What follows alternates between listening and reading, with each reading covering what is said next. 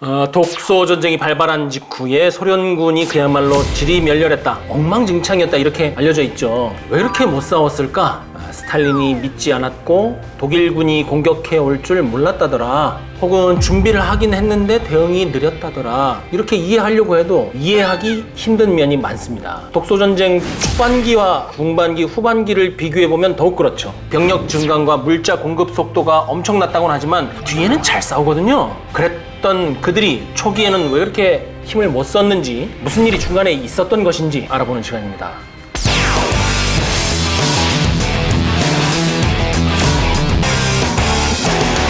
히틀러가 독일이 왜 소련을 공격했을까? 이거 다시 한번 짚고 넘어가야 됩니다. 원론적인 얘기를 좀 해보죠. 구조적 관점에서 그것은 강대국의 당연한 행태다. 소위 지역 패권을 차지해서 하고자 하는 것을 약자에게 강요할 수 있는 강자가 되고자 하는 것은 국가의 당연한 욕망이다. 그렇다고 히틀러의 공격 본능을 우리가 마냥 옹호할 수는 없죠. 1924년에 저술한 그의 나의 투쟁을 보면 게르만이 동쪽으로 동유럽을 지나가지고 발칸, 더 나아가서 러시아로 확장해야 우리 민족이 생존할 수 있다, 이런 주장을 하죠. 이것은 당대 히틀러를 중심으로 뭉쳤던 독일 내의 군소 집단들, 당시의 그 국가주의자, 사회주의자, 노동자 단체에 널리 퍼진 생각들이었습니다. 이러한 비정상적인 생각이 겉으로 드러나기 시작한 것은 1935년이죠. 베르사유 조약의 무효를 선언을 하고 징병제를 도입을 해서 본격적으로 군사적인 태세를 완비해 나갔다. 그리고 그 다음에 무슨 일이 일어났습니까? 1936년 비무장지대 라인란트에 독일 국방부를 전진 배치했죠. 이 얘기를 왜 길게 했습니까? 1924년부터 1936년까지 이거를 왜 몰랐겠냐는 거죠. 스탈린이, 소련이 모르지 않았습니다. 이런 독일의 움직임에 사실 가장 민감하게 반응한 것이 바로 스탈린이었어요. 연구를 통해서 이제는 상당히 많이 조명이 됐지만 소련이 1920년대부터 독일의 침략 가능성을 알고 여기에 대비하려고 노력을 했다는 것이죠. 문제는 그런데 노력만 하다가 끝났다는 사실입니다. 가장 단순하게 우리가 추측할 수 있는 것은 뭘까요? 소련군이 독일군보다 약했기 때문에. 왜 약했을까? 그렇게 오래 준비를 했다면서 그 앞에는 유라시아를 활용하는 러시아 제국이었잖아. 그 뒤에는 지구의 반을 갈라먹은 소련이었잖아. 왜 그렇게 그때만 약했어? 왜? 훈련을 안 해서? 무기가 없어서? 그래, 그렇다고 칩시다. 그러면 그 이유는 뭐가 됐을까요? 가장 단순하게는 돈이 없어서겠죠. 왜 돈이 없었을까? 그 앞에 굉장히 오랜 기간의 내전, 그리고 체제 전체를 뒤집어 엎는 혁명을 했잖아요. 여기다 힘을 다 쓰고 이제 경제에 몰빵해서 경제 개발 5개년 계획을 막 추진하고 있잖아요. 그러니까 군대 쓸 돈이 없는 거야. 그리고 돈을 빌려줄 친구가 지금 없는 거예요. 당시 유럽이 18세기, 19세기에 왕정을 종결을 하고 민주주의의 시대를 이제 열었죠. 이 민주주의의 시대를 열 수 있었던 원동력 중에 하나는 뭡니까? 자본과 자유를 민중에게 허한 것이죠. 그런데 소련은 지금 어떻게 하고 있어요? 자본과 자유를 부정하고 다시 혁명을 해야 된다, 또 정부를 전복해야 된다, 이런 과격한 주장을 하니까 미국, 영국, 프랑스 누가 돈을 빌려줍니까? 오히려 경계하고 그러한 시대착오적인 사고를 경멸했죠. 그런데 그 중에서도 이것을 가장 싫어한 게 누구였습니까? 아이러니하죠. 무솔리니하고 히틀러가 스탈린을 제일 싫어했어요. 이 슬라브 민족이 싫은 거야. 스탈린이 제시하는 그 공산주의가 싫은 거야. 그래서 간 것도 있단 말이죠. 1940년 7월부터 1941년 전반기까지 소련 침공 계획을 세우고 준비를 합니다. 아주 실사구시적으로 하죠. 이걸 소련이 몰랐을까요? 알죠. 사방을 통해서 정보가 들어옵니다. 확인 과정을 거쳐야 하는 첩보가 아니라 진짜 독일이 소련을 공격할 것이라는 물리적인 증거들이 들어와요. 그런데 이것이 왜 막혔느냐? 당시 소련의 정보와 의사결정은 스탈린이 무자비하게 독점하고 있어요. 잔인하고 교활한 독재자 스탈린은 그 누구와도 자신의 권력을 나눌 생각이 없었거든요. 그렇기 때문에 자신의 의사결정, 자신의 방침, 자신의 정보 라인을 흐트리는 그 어떤 것도 모두 없앨 각오가 돼 있었고, 그것을 실제로 실천을 해서 수많은 사람들을 귀양 보내고 숙청하고 처형했죠. 그런데 스탈린은 지금 독일의 공격을 부정하고 싶어요.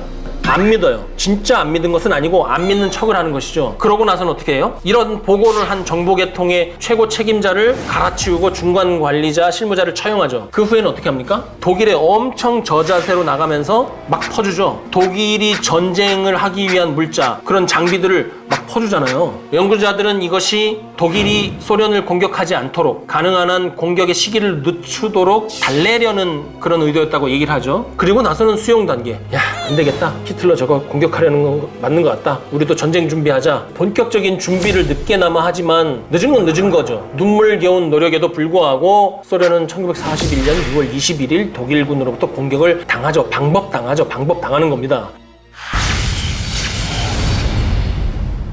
소련은 독일이 공격할 것이라고 생각했다, 안 했다? 생각은 하고 있었다. 심지어 드러난 결과에 의하면 아주 체계적인 군사력 증강 계획을 갖고 있었다. 단적으로 1936년에 소련군 병력 규모가 150만 명이에요. 근데 1941년에 475만 명이나 늘립니다. 전쟁이 나지 않을 것을 알면서도 병력을 늘리는 나라가 있습니까? 그리고 475만 명이라는 숫자가 주는 포인트가 있죠. 이거는 독일의 공격 가능한 부대 수에 맞춘 거예요. 독일군이 350만 명에서 400명가량이 공격할 것이라고 소련이 예측을 했거든요. 실제 바르바로사 작전이 개시됐을 때 처음에 투입된 독일군 규모가 152개 사단 400만 명입니다. 여기에 맞춰서 475만 명을 맞춘 거예요. 그러니까 알고 있었고 준비도 했다는 것이죠. 당시 소련군의 규모에 대해서 좀 더 자세히 들여다보면 흥미롭습니다. 우리가 소련이 엉망진창이고 구식이고 개판이래가지고 독일군한테 졌다 이렇게 아는 사람들이 많잖아요. 그렇지 않습니다. 정말 대놓고 전쟁을 준비한 독일에 비해서 열세인 것만은 사실이에요. 그것보다 우세일 수는 없어. 그런데 다른 나라에 한번 비교해 보십시오. 다른 나라보다 나아요. 이거는 제2차 세계대전기에 주요 국가의 국방 예산 중에 각종 탄약을 사고 만들고 보유해 놓는데 사용한 예산을 비교한 거예요. 초기를 보세요. 소련이 독일을 제외한 다른 나라에 비해서 어떻습니까? 배 이상 돈을 많이 썼죠? 왜 이게 안 알려졌어? 소련이 준비 이렇게 많이 했는데 돈 이렇게 많이 집었는데 소련 탓입니다. 2차 세계대전에 관련된 비밀이 서구 국가들, 그러니까 민주자유진영에서는 1940년대, 50년대에 대다수가 공개되고 20, 30년이 지난 후에 그래도 늦어도 80년대, 90년대는 다 공개가 돼. 비밀이 1급 비밀도. 근데 소련은 1970년대에서부터 공개를 시작해서 아직도 공개가 안 된 게 많아요. 실제로 따져보면 이 기간에 소련이 자기가 갖고 있는 국가 예산의 20%를 전쟁 준비에 써요. 왜? 그놈의 독일 때문에. 제 생각이냐? 아니죠. 최근 연구자들 생각이냐? 아닙니다. 당시에 소련 군사 전략서가 있어요. 거기에 보면 항구적인 외부 침략의 위험에 우리가 대비해야 된다. 물론 이게 나치나 독일이라고 명시하지는 않죠. 그거 명시했다가 그거 빌미로 공격할 수도 있으니까 명시를 하진 않지만 군사 전략서에 그렇게 써놓고 외부 침략의 위험에 체계적으로 소련은 대비를 해나갔던 겁니다.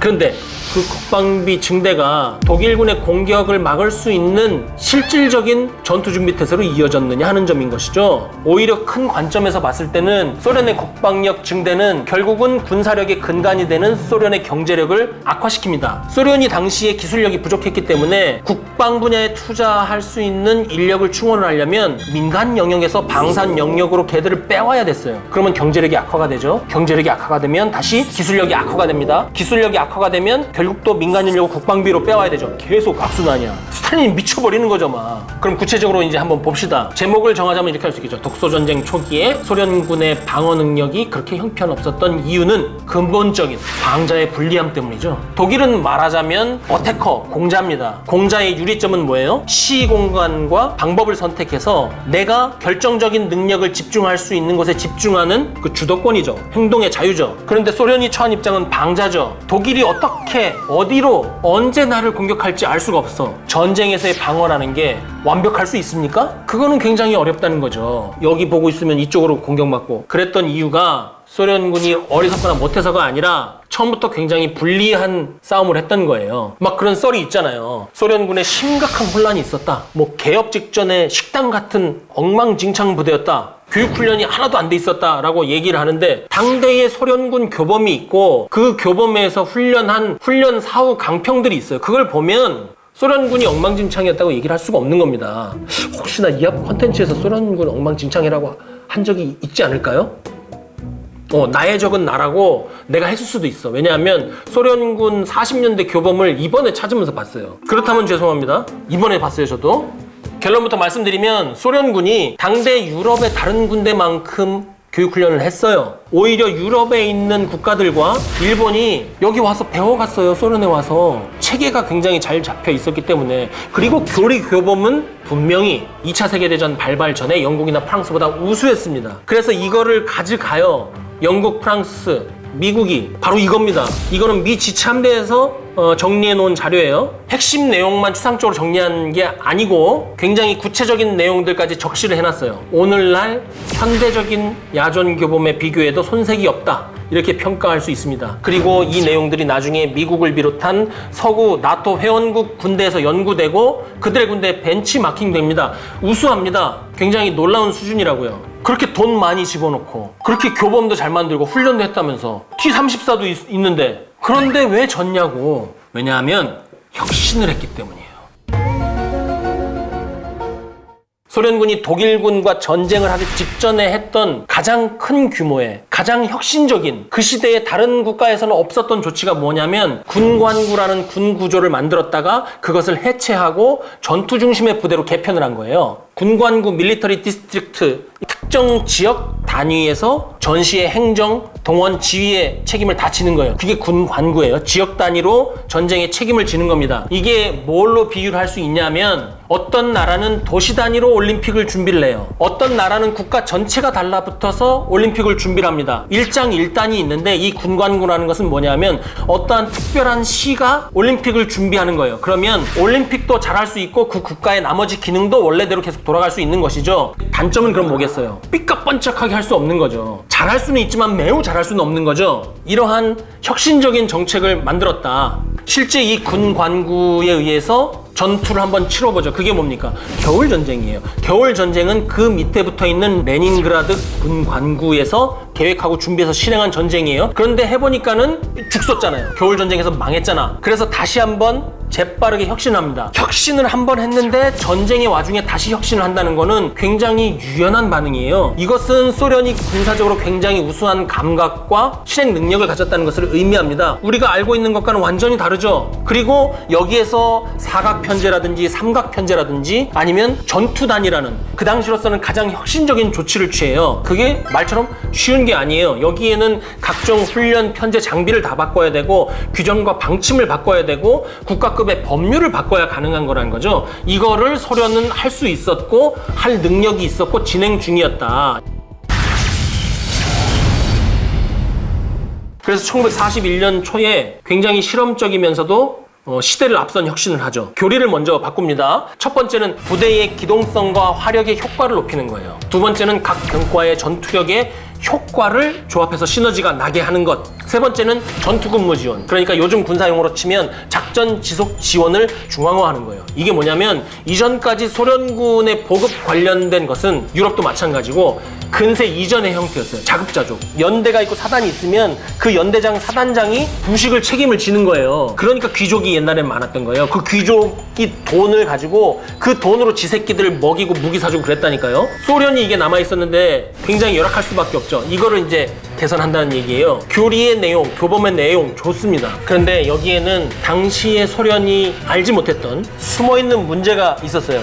첫 번째는 뭐냐면 소련군의 그 민첩성과 유연성이 오히려 독이 됐다. 천천히 변화했으면 좋았을 텐데, 예를 들어서 쇠에 열을 천천히 가했으면 담금질이 됐을 텐데 너무 세게 온도를 올렸다는 거죠, 한꺼번에. 그래서 결국은 쇠를 못 쓰게 만들었다. 너무 빨리 변화와 혁신을 추구해서 결국은 부대 자체가 그것을 견디지 못하고 휘어지거나 부러져 버렸다. 두 번째 문제는 시기가 안 좋았다. 왜냐면 41년 6월 달에 독일군이 공격하잖아요. 그거를 앞두고 변화와 혁신을 시작했으니, 그래서 메리포생 같은 연구자들은 뭐라고 그러냐면 변화와 혁신은 굉장히 위험한 도박이다, 이렇게 얘기를 합니다.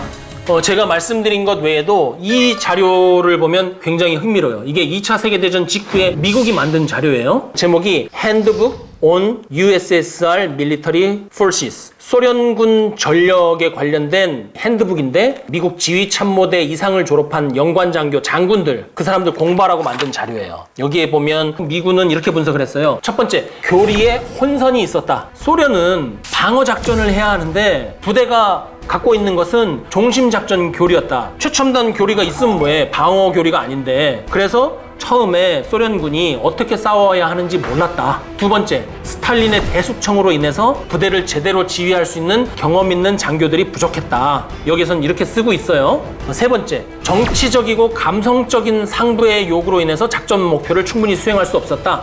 공산주의가 그런 거 잘하잖아요. 뭐 최후까지 항전하라, 목숨으로 진지를 지켜라, 뭐 이런 거를 공산주의가 잘한단 말이죠. 실제로 독소전쟁 초기에 소련 상급 부대에서 내려간 지침 중에 뭐가 있냐면 단 한 치의 땅도 뺏기지 마라. 아니 어떻게 한 치의 땅을 안 뺏깁니까?